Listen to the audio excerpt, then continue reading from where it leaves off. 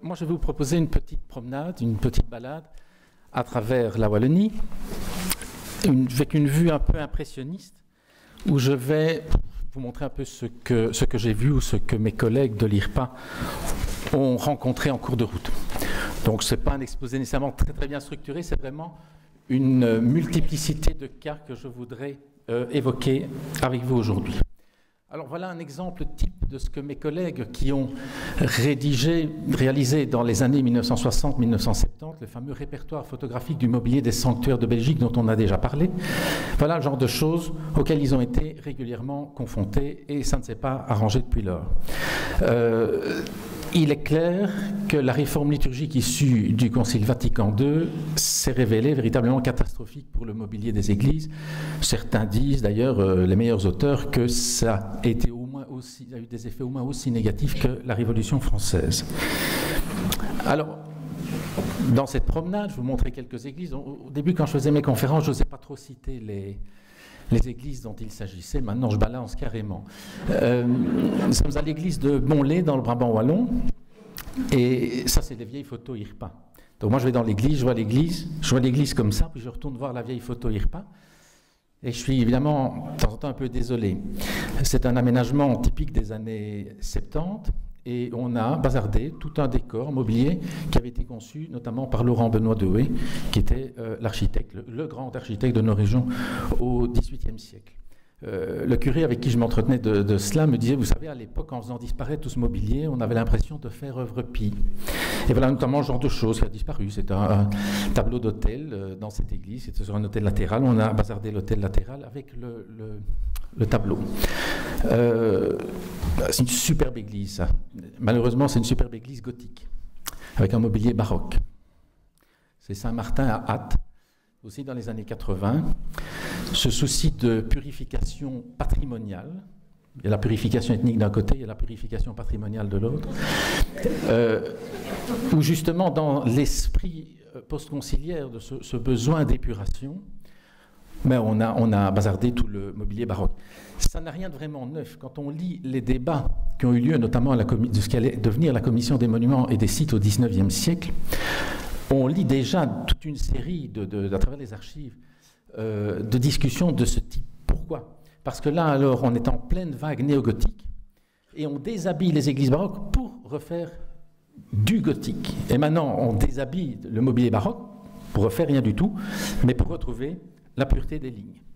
Alors ça, c'est un cas intéressant parce que je vous ai montré des cas ici des années 60, 70, 80.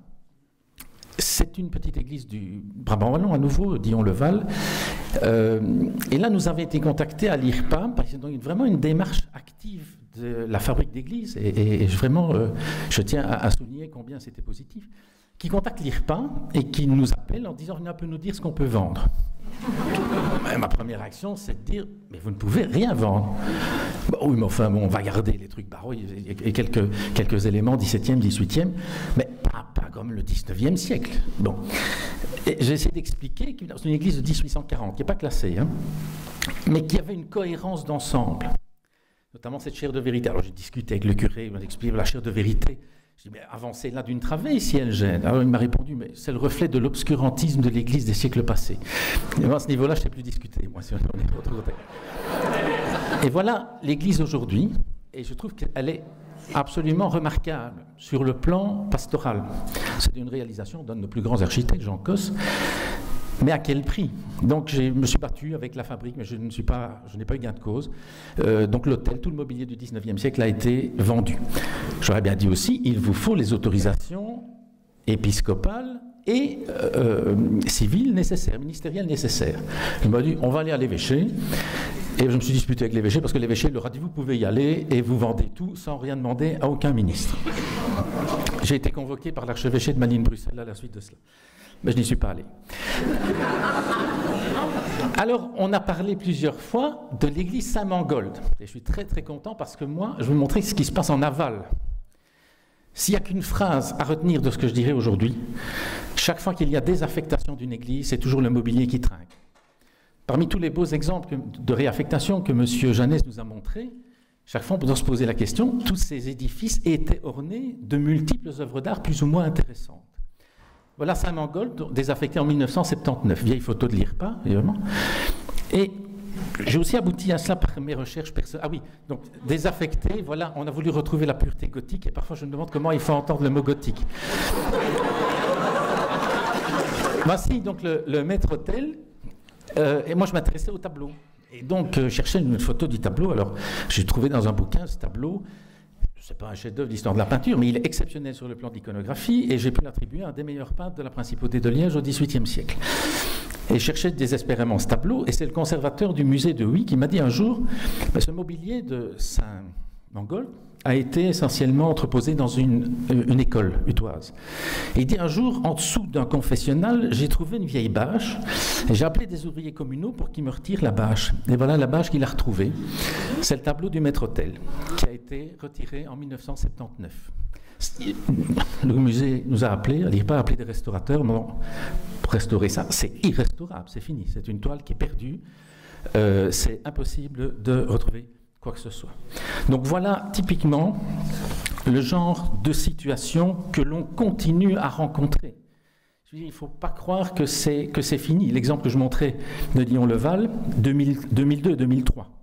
Donc on continue les massacres. Alors, quelques exemples, ça c'est l'église Saint-Joseph à Verviers, qui est une église néogothique qui a été détruite dans les années 80, si je ne me trompe, et qui avait accueilli le mobilier baroque de l'église des Carmes. Alors, pour se donner bonne conscience, messieurs, mesdames de la région de la commission, on a classé le mobilier.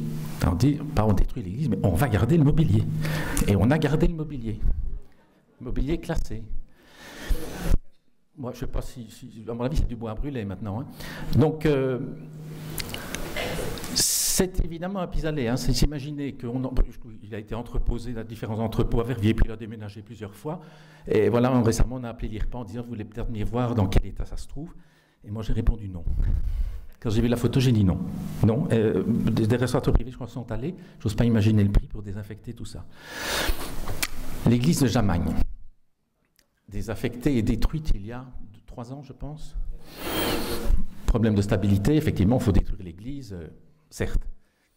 Mais il avait été convenu, avant de décider de la destruction, que le mobilier ancien serait conservé. Et vous avez à droite une des plus anciennes chaires de vérité de Wallonie.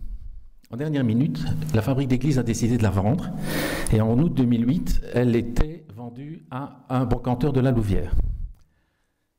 Alors très souvent, il y a des mécontentements dans ce cas-là, et je peux vous dire que le lendemain, c'est-à-dire pas qu'on téléphone. Donc moi, j'ai un brave paroissien qui me dit « c'est scandaleux, on a vendu la chaire, etc. » Et moi, je ne sais pas dans quelles conditions on a vendu cela, puisque c'est une désaffectation tout à fait officielle. Et donc, je contacte le cabinet du ministre en charge des cultes à la région wallonne, qui ne répond pas. En clair, tout le monde s'en fout. Et donc, c'est comme ça qu'a disparu une des plus anciennes chaires de vérité de Wallonie. Je n'ai pas dit au 19e siècle, je n'ai pas dit en 1950, je n'ai pas dit en 1980, j'ai dit en 2008. Alors, on a parlé aussi des inventaires tout à l'heure. Il faut savoir que nous bénéficions d'un outil quand même tout à fait exceptionnel en Belgique. Vous pardonnerez le plaidoyer Prodomo. Grâce au répertoire photographique qui a été établi dans les années 60 à 80, un répertoire rapide, fait en 20 ans seulement, 213 volumes qui ont été publiés, près de 200 000 photos réalisées. Tout cela grâce à la lucidité de l'un ou l'autre homme politique. Je veux rendre hommage au ministre Pierre Ouigny, qui a très vite compris, au milieu des années 60, il a très vite compris justement les conséquences qu'allait engendrer la réforme liturgique issue du Concile. Et donc il a demandé à l'IRPA un inventaire sommaire très rapide du patrimoine de toutes les églises. Depuis lors, cet inventaire a été informatisé, comme beaucoup d'entre vous le savent. Donc il y a une banque de données, il y a déjà 700 000 photos qui sont, pour l'ensemble du patrimoine de la Belgique, pas uniquement les églises, 700 000 photos du patrimoine belge accessibles en ligne. La Belgique est le seul pays au monde, je répète, le seul pays au monde à disposer d'un inventaire du patrimoine des églises. On dira toujours, il n'est pas complet, il n'est jamais complet. Et il est de moins en moins. Pourquoi ? Je me souviens d'une parole d'un de mes collègues qui a participé à ce répertoire dans les années 60-70, le regretté Jean-Jacques Bolly, après avoir son départ à la retraite, il me disait « Chaque fois que je retourne dans une église que j'ai inventoriée, 20 ou 30 ans auparavant, je constate qu'il y a 10 à 20% des objets qui ont disparu. » Donc heureusement, grâce à l'IRPA, on a dans bien des cas pu conserver les photos. Et j'ai envie de dire à cause de cela, mais nous sommes d'autant moins excusables, parce qu'effectivement, nous avons cet outil. Nous pouvons aussi voir ce mobilier. Je sais que maintenant, dans certains diocèses, certains évêchés imposent les inventaires dont on avait perdu l'habitude, un inventaire au départ des photos en ligne de l'IRPA. C'est un outil qui va être un outil de gestion pour les fabriques. Nous avons dû nous battre avec notre ministère de tutelle, qui pour des problèmes de discussion avec les sociétés de gestion de droits d'auteur, qui voulait à un moment donné que la banque de données de l'IRPA ne soit plus accessible qu'en interne et que dans les universités. Que ce soit uniquement les chercheurs dans les universités qui pourraient accéder à cette banque de données, qui ne serait plus utile. Et un de nos principaux arguments pour refuser, c'est de dire mais c'est un outil de travail pour les fabriques d'églises aujourd'hui. Oui, alors ça c'est mon sens de la provocation un peu. Bon. Je ne pouvais pas y échapper, excuse-moi hein, Pierre. Donc beaucoup d'entre vous ont reconnu l'ancienne chapelle de l'Hospice des Incurables et des Femmes Repenties, plus connue sous le nom de chapelle du Verbois. Personnellement, je trouve cette rénovation absolument remarquable. Moi, je trouve que ce résultat est vraiment formidable. Bon, pour moi, je sais pas, on n'a pas parlé encore aujourd'hui, mais c'est vraiment une réaffectation pour moi parfaitement réussie. Mais évidemment, quand je vois les anciennes photos de l'IRPA, j'ai un petit pincement de cœur. En pensant à ce mobilier disparu, en partie. Les boiseries ont été vendues. La porte, au-dessus de... Ça, je ne sais pas si on le savait à l'époque. Moi, je suis à peu près sûr que le dessus de porte, c'est une œuvre, un bas-relief d'Arnold de Hontoir, le grand rival de Delcourt au début du XVIIIe siècle. Alors, l'occasion était trop belle pour moi, parce que je m'intéressais beaucoup à ces tableaux, parce que j'ai identifié le pas. Bon. Alors, je me suis dit, je vais en profiter, m'en faire un petit jeu de recherche. Et je me suis mis à la recherche des tableaux. Et je les ai effectivement trouvés dans un couvent. Alors une partie, là, sont dans une réserve, voilà, empilée, dans une autre réserve empilée dans l'autre sens. Et puis de temps en temps, il y en a un qui est quand même mis dans les couloirs. Et puis dans cet océan de tristesse, il y a de temps en temps une étincelle. Cette étincelle, je l'ai trouvée à la chapelle du Petit Lourd d'Abassange. C'est une chapelle privée qui a été construite il y a 3-4 ans, entièrement financée par un groupe de paroissiens, assez remarquable d'ailleurs comme esprit, enfin vraiment c'est passionnant comme aventure, on m'a expliqué ce qu'il y avait. Et sur un des grands murs blancs, grâce à l'heureuse initiative du conservateur du musée religieux d'Armozan de Liège, un des tableaux de la chapelle du Verbois a retrouvé une nouvelle vie, à la grande satisfaction de tous les paroissiens, de ceux qui fréquentent cette chapelle. Malheureusement, pour un cas de ce type, et il y en a 99 où le mobilier va rester en Cara, va rester en réserve. Un autre bel exemple que j'apprécie beaucoup, et je suis très content de ce que Martine Marchal a dit ce matin à propos de l'église de Stavelot, l'église Saint-Sébastien-Stavelot, dont on ne comprend toujours pas qu'elle ne soit pas classée. Voilà un exemple que je trouve fantastique. Cette église n'avait plus de chemin de croix. Et suite à la désaffectation et la destruction de l'ancienne église Sainte-Marguerite à Liège, il y a toute une partie du mobilier qui s'est retrouvée dans les réserves du Maram. Et donc la fabrique d'église de Stavelot a récupéré un chemin de croix du XVIIIe, donc moi j'ai vraiment l'impression qu'il avait été fait pour l'église de Stavelot. Et on a l'impression qu'au centimètre près, il trouve sa place dans l'église.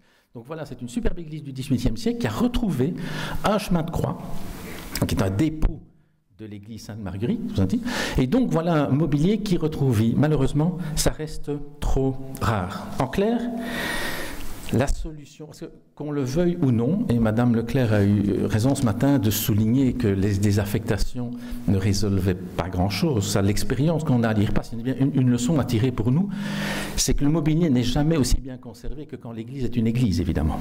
Quelles que soient les critiques qu'on puisse faire sur les ventes illégales, etc., c'est quand même quand l'église est église que ce mobilier a la meilleure chance d'être conservé correctement. Et donc, les désaffectations, qu'on aime ou qu'on n'aime pas, elles vont se multiplier. Comment va-t-on être capable de gérer tout ça? Thomas Comans va nous faire un panorama de ça. Quand je pense à Bruxelles, notamment, il y a des dizaines d'églises qui vont être désaffectées dans les prochaines années, probablement. Et donc, il faut aussi pouvoir récupérer ce mobilier. Il faut des musées diocésains. Et il n'y en a pas partout en Wallonie. Il n'y en a pas dans le diocèse de Tournai, il n'y en a pas dans le vicariat du Brabant Wallon. Je propose que l'une des prochaines églises désaffectées servent, comme ça a été le cas pour Saint-Gérard à Liège, mais servent d'entrepôt correctement aménagé. Là, excuse-moi pour Saint-Gérard, Albert. Et évidemment, alors cette muséalisation, c'est vrai que c'est retirer l'objet de son contexte. C'est évident, c'est pour ça que je répète, le mobilier, les objets de culte ne sont jamais aussi bien que quand ils sont en phase avec l'édifice pour lequel ils ont été conçus. Mais, soit, à défaut, alors vous avez ici deux photos, celle de gauche est un peu floue, excusez-moi, donc c'est à gauche le trésor de la cathédrale de Tournai, à droite le trésor de la cathédrale de Liège. Mais ce sont deux cathédrales.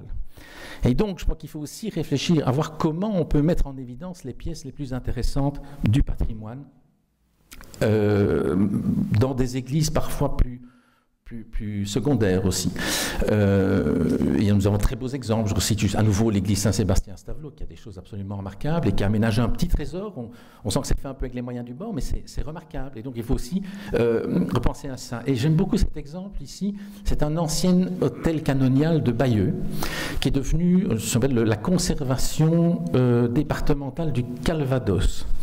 Et c'est donc, c'est pas vraiment un dépôt d'art sacré au sens où on l'entend habituellement en France, donc qui recueille les objets qu'on retire des églises. C'est un entrepôt temporaire. C'est un endroit où on va traiter le patrimoine, on va le conserver pendant quelques années, le temps de faire des travaux dans une église pour pouvoir réintégrer le patrimoine et le mettre en valeur. Pourquoi ? Parce que les responsables départementaux, parce qu'en France, ils ont la chance d'avoir des conservateurs aussi départementaux, ce qui manque chez nous, hein. Comme disait un de mes collègues, le patrimoine des églises, c'est une immense collection sans conservateur. Eh bien, ces conservateurs départementaux sont très soucis de ne pas déresponsabiliser les propriétaires, qui se disent, bon, une fois que c'est mis dans un entrepôt, merci, au revoir, c'est plus à moi, et qui veulent justement que les paroissiens ne perdent pas le lien avec le patrimoine de leur église. Et cette mutualisation, elle est parfois très limitée. Nous sommes dans l'ancienne collégien à Sainte-Gertrude à Nivelles, avec un chef-d'œuvre du sculpteur Jan de Bormann, qui a été mis sous vide pour évidemment la protéger, à la fois la protéger en termes de sécurité pour le vol, mais aussi en termes de conservation. Donc des espaces muséaux sont aussi aménagés dans les églises. Alors, bon, oui, excuse-moi, mais voilà, pendant 20 ans, moi, ce que j'ai vu à l'église Saint-Loup à Namur, donc une des œuvres majeures. Alors maintenant, on restaure, c'est bien, on restaure en tout cas ce qui n'a pas été volé dans tous ces mobiliers, évidemment, puisque l'église restait ouverte pour des activités culturelles, et donc de temps en temps, il y a un chapiteau qui disparaissait d'un confessionnal ou l'autre. Je montre ça parce que c'est un contrepoint avec ceci. Ceci, c'est la cathédrale de Quito en Équateur. Et ce sont des photos de mon ancienne directrice qui m'expliquait qu'elle avait été appelée en Équateur, parce que pays en voie de développement, parce qu'ils étaient soucieux d'avoir l'avis de Belges, pays très avancé en matière de conservation du patrimoine, sur la manière de conserver leur patrimoine. Donc je vous remontre, ça c'est un pays en développement, ça c'est chez nous. Pardon, le précédent. Voilà, je suis, il ne veut pas faire marche arrière. Voilà, ça c'est chez nous, ça c'est en Équateur. Il est évident que c'est ce type d'aménagement qu'on devrait aussi pouvoir envisager pour conserver au mieux, même temporairement, le mobilier qui ne peut plus rester dans les églises, même si je répète, c'est dans l'église qu'il est le mieux. Alors, dans cet océan de douleur, voilà un exemple qui nous est cher, cette statue monumentale, je parle de celle de gauche, qui appartient à la cathédrale de Tournai, un grand Saint-Michel baroque, et qui a été déménagé au moment du début des travaux, sans aucun aménagement, comme vous le voyez. Et cette statue avait été restaurée précautionneusement par l'IRPA quelques années auparavant. La restauratrice en a pleuré. Alors, bon, j'ai des photos qui ne font pas plaisir. Hein, ça, c'est la Joconde des Liégeois. C'est pour moi, bon, je suis un peu principautaire, mais les meilleurs spécialistes étrangers vous le diront aussi, c'est le chef-d'œuvre du patrimoine mobilier de la Wallonie. C'est une photo prise 3 semaines avant l'inauguration de l'église en mars 2006. Alors, il faut la contextualiser, parce que quand j'ai vu cette photo, quand j'ai vu les fonds dans cet état, j'étais vraiment pas ravi. J'ai eu une discussion avec l'architecte, il m'a bien expliqué, et c'est intéressant parce que c'est aussi le conflit entre la conservation et le tourisme. Au moment où on a entamé les travaux à Saint-Barthélemy, l'architecte a évidemment voulu prévoir un caisson pour préserver les fonds. Et là, la ville de Liège a dit, il n'en est pas question, c'est le chef-d'œuvre du patrimoine de Liège. On a besoin que les touristes puissent venir le voir. Et donc, on a mis un système de couverture pour protéger les fonds pendant les travaux. Et les guides qui faisaient les visites, ben, ils venaient, ils enlevaient les couvertures, puis ils remettaient les couvertures, ils enlevaient les couvertures, puis ils remettaient mal la couverture, puis ils ne remettaient plus la couverture. Et puis voilà, ce qu'il est advenu sur le chef-d'œuvre du patrimoine artistique mobilier de la Wallonie. Alors, dans le domaine de la restauration, il y a aussi cette Sainte-Barbe, pardon, Sainte-Catherine, excusez-moi, un peu transformée. Alors, je souris en vous entendant rire, parce que ces peintures sont l'œuvre d'un artiste récemment décédé, où je n'ai vu que des éloges dans la presse sur le travail qu'il avait fait, notamment à l'église de Beau, qui pour moi est une véritable catastrophe. Alors dans le genre, voici aussi quelque chose de tout à fait récent. C'est un Saint-Martin de Guillaume Évrard. Guillaume Évrard, c'est probablement le meilleur sculpteur wallon avec Laurent Delvaux au XVIIIe siècle. Cette statue, donc dans l'église de Dommartin, un chercheur, le monsieur Left des facultés de Namur, a pu démontrer que c'est une statue qui venait d'une église de Liège, Saint-Martin de procession de l'église Saint-Martin en Île. Statue pour laquelle on a conservé les comptes de la commande. Et ces comptes détaillent tout le matériel qui a été utilisé par le sculpteur pour blanchir la statue à l'image du marbre de Carrare. Ces statues, on voulait les imiter le marbre était très cher, très difficile à travailler, donc on les faisait en blanc, et on avait développé des techniques de blanchiment. Donc on sait que cette statue, elle était bien blanche, comme elle l'est sur cette photo prise par l'IRPA.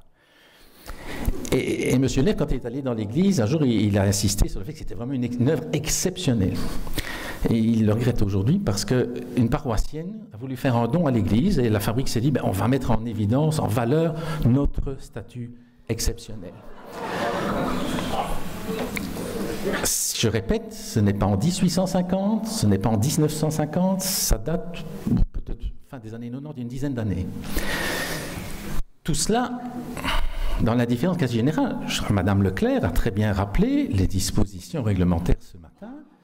Une fabrique ne peut rien faire sans autorisation. Ce genre de choses est totalement illégal et se pratique tous les jours. Alors ça aussi, ça c'est un beau cas pour nous. Ah, il y a des Arlonnais dans la salle. L'église Saint-Donat à Arlon, statue du XVIIe siècle, qui est l'objet d'une grande dévotion. La fabrique, le curé décide de faire restaurer la statue et il nous revient à l'IRPA, donc c'était il y a 2, 3, 4 ans. Il nous revient à l'IRPA par un membre de la commission des monuments et des sites qui s'inquiète de cela et effectivement on se renseigne.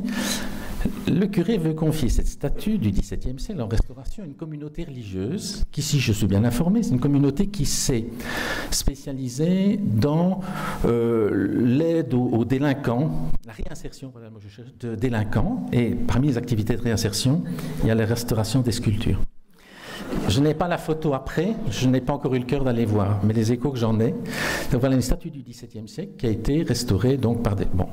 Et où je suis très fâché, c'est qu'ayant appris ce qui a risqué d'arriver à cette statue, nous l'avons su à l'IRPA. Attends, en général, tout ce que je vous montre, c'est des choses qu'on découvre après. Et donc nous avons écrit une belle lettre à la fabrique d'église en disant « Attention, vous ne pouvez pas sans autorisation faire restaurer ces statues, vous ne pouvez pas faire ça n'importe comment, et nous les mettions en garde. » Il me revient que notre lettre est allée à la poubelle, on dit « C'est quand même pas ces Bruxellois qui vont nous donner des leçons. » Et donc je sais que cette statue, elle a été entièrement repeinte, un peu dans le genre de la Sainte-Catherine qu'on a vue. Et ceci, c'est l'illustration de ce qui est un de mes grands moments à l'IRPA. Un bas-relief de Mélotte à la collégiale d'Amay. C'est un bas-relief qui a été entièrement dégagé à l'IRPA dans les années 90. Il se fait que toutes ces statues blanchies à l'imitation du marbre ont été très souvent repeintes. Et de temps en temps, lorsque la couche d'origine est suffisante, dans une restauration, on peut au scalpel délicatement, millimètre carré par millimètre carré pendant des mois, retrouver la couche d'origine. Mais c'est très rare qu'on le fasse, parce que c'est un travail extrêmement long, extrêmement lourd. Et il se fait qu'il y avait 3 bas-reliefs de Mélotte dans l'église. Et au moment de la restauration de l'église, qui est ouverte il y a une dizaine d'années, les 2 autres, on les avait repeints. Il y en a qui ont dit, oui mais attendez, on va quand même repeindre le 3e aussi. Et on est entré par hasard, un jour, j'étais une visite avec l'ancienne directrice, les 2 anciennes directrices, Mme Asquel et Mme Sey, on est entrés dans l'église au moment où un ouvrier est en train de terminer de repeindre le bas-relief. J'ai cru que j'allais assister à un meurtre, vous imaginez, la restauratrice qui entre, c'est vraiment un hasard absolu, dans une église au moment où on est en train de repeindre un bas-relief qu'elle a dégagé précautionneusement pendant des centaines d'heures. Je suis ici, toujours, il y a une dizaine d'années, pas au XIXe siècle.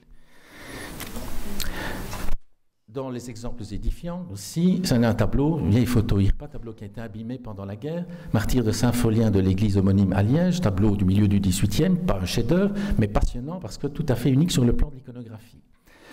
La fabrique avait demandé l'aide de la Fondation Baudin, n'a pas pu l'avoir, et un brave paroissien s'est proposé pour restaurer lui-même le tableau. Et le paroissien, il a réinterprété le tableau. Il n'a pas seulement repeint, il a rien. Regardez le bourreau de droite qui lève la main gauche, alors que dans la photo de gauche, la main est devant lui. Mais il trouvait que ça faisait plus beau. Et le jour où j'ai dit au doyen de l'église que pour moi le type qui avait fait ça devrait être en prison, il était tout triste. Il m'a dit, je suis triste, c'est moi qui ai posé pour les mains. Et il y a dans l'église, effectivement, en dessous du tableau, un petit carton pour, évidemment, féliciter et remercier. Donc cette toile fort endommagée fut magnifiquement restaurée en août 1994 par monsieur, alors ça tombe bien, son nom est effacé, du quartier d'Outremeuse. Alors c'est un vieux monsieur de 80 ans, peintre amateur, qui est décédé depuis lors et qui avait pour rendre service. Et tout le monde était fasciné par ce beau tableau restauré, qui est maintenant une ruine. Je vais terminer en mettant en avant deux aspects. Le problème, c'est celui des déplacements des objets. Monsieur Dufour, excusez-moi. Donc voici une statue de Jacques Dubruck de l'ancienne collégiale Saint-Audru à Mons, qui a été déplacée pour l'exposition Trésor d'art de Wallonie il y a 3-4 ans aussi, contre l'avis de l'IRPA. Et malheureusement, au moment du déplacement, cette statue n'était pas en état, elle est tombée, la tête s'est cassée. Alors, elle a été magnifiquement restaurée, elle est plus belle qu'avant, hein, monsieur Dufour, maintenant. Mais enfin, bon, c'est quand même... Donc là aussi, il faut savoir que lors de toutes ces expositions, hein, on multiplie les expositions, maintenant ça c'est la grande mode, le taux moyen de destruction d'objets, ou d'objets abîmés en tout cas, c'est entre 1 et 2%. Quand vous imaginez le nombre d'objets qui vont à toutes les expositions chaque année à travers le monde, ça vous laisse quand même une idée. 1%, c'est colossal, hein, de ce qui est abîmé ou détruit. Et un autre aspect, c'est ma dernière photo, un autre aspect que je voulais souligner, c'est une autre forme de déplacement. Donc c'est la Vierge, la fameuse Vierge d'Outremeuse à Liège, qui est un peu au cœur des fêtes du 15 août à Liège, et qui donc est sortie en procession chaque année, par tous les temps. Et donc à un moment donné, l'exercice a ses limites. C'est une magnifique statue du XVIe siècle. L'exercice a ses limites. Et nous sommes ici dans c'est un aspect qui m'intéresse beaucoup pour le moment, sur lequel on travaille pas mal à l'IRPA. C'est sur le conflit entre le patrimoine matériel et immatériel. La fête du 15 août à Liège, c'est la Ducasse à Mons, c'est la sortie des Géants Hâtes, c'est le patrimoine immatériel. C'est quelque chose d'extrêmement important sur le plan ethnographique. Et il y a un conflit avec la conservation de l'objet, parce qu'à un moment donné, on va avoir des problèmes. Et j'aurais pu aussi montrer justement le quart d'or de Mons, qui sort à la Ducasse, et chaque année, la fabrique d'église, elle peut en témoigner, l'IRPA va réparer les morceaux du char qui sont arrachés. Parce que c'est la grande mode, et chacun essaie de garder un souvenir. Mais l'exercice a ses limites, je ne cesse de le dire, hein, monsieur Dufour. Chaque année, l'IRPA va recoller les morceaux, mais à un moment, on n'arrivera plus. Ça n'a plus de sens. Et à nouveau, voilà un conflit entre la conservation d'une manifestation extrêmement importante sur le plan immatériel et la conservation du patrimoine. Il y a une procession en Flandre, je crois que c'est dans l'église d'Ackendover, si mes souvenirs sont bons. On a restauré un Dieu le Père du XVIe siècle qui sortait chaque année en procession, et on a dit, il ne peut plus sortir. Et il sort une photo maintenant. Alors, je ne sais pas comment ça se passe, évidemment, ça ne doit pas être facile à faire passer auprès des paroissiens, mais bon, c'est clair qu'il y a des chasses de Tournai qui sont des chefs-d'œuvre de l'orfèvrerie médiévale chez nous, qui sortent encore chaque année dans les processions. Alors évidemment, ce sont d'abord des objets de culte, je veux bien l'admettre, mais enfin, quand on a une chasse de Nicolas de Verdun ou de Saint-Éleuthère, c'est pas qu'un objet de culte, hein, c'est aussi un objet patrimonial important. Voilà. Alors je termine en faisant quand même une petite annonce et un appel pour dire que l'IRPA tant qu'il existe, puisque je vais lire avec attention la déclaration gouvernementale ce soir, mais je suis à peu près sûr que l'IRPA est amené à disparaître dans les prochains mois. Et tant que nous pouvons encore aider les églises, ou même les musées en région, puisqu'on veut nous rattacher, l'objectif c'est dans les prochains mois de nous rattacher aux grands musées fédéraux que nous travaillons essentiellement, me dit-on, pas exclusivement, j'attends de voir, pour les grands musées fédéraux. Mais parmi les objets mobiliers extrêmement importants qui sont en péril dans les églises, il y a les ornements liturgiques. Et alors nous avons décidé, avec mes collègues, nous voulons lancer des journées d'information dans les églises pour donner des conseils sur la conservation des ornements liturgiques. Nous allons prévoir des modules de formation, d'information, avec une partie théorique et puis une partie pratique dans un chapier où mes collègues montreront comment conserver au mieux. Le problème, c'est qu'une sacristie d'église, on ne sait quand même pas mettre 50 personnes. Alors nous avons des demandes comme ça d'églises individuelles, et maintenant nous allons essayer, et ça, vraiment, si je peux avoir l'aide de la région wallonne, de la communauté française, pour justement trouver les relais, pour que nous puissions réunir, peut-être par doyenné, ça je n'en sais rien, peu importe aussi, un certain nombre de personnes intéressées, et dans différentes régions du pays, nous sommes prêts à aller faire des séances, donc consacrer une journée à expliquer comment on conserve au mieux, parce que nous constatons que beaucoup d'églises ont encore conservé ces fabuleux meubles là, de conservation des ornements liturgiques, les chapiers, les chasubliers, mais on ne sait plus bien toujours comment les utiliser, comment conserver au mieux. Et donc là, voilà, moi je annonce officiellement que l'IRPA vient de décider de développer des modules d'information sur le sujet. Je vous remercie de votre attention.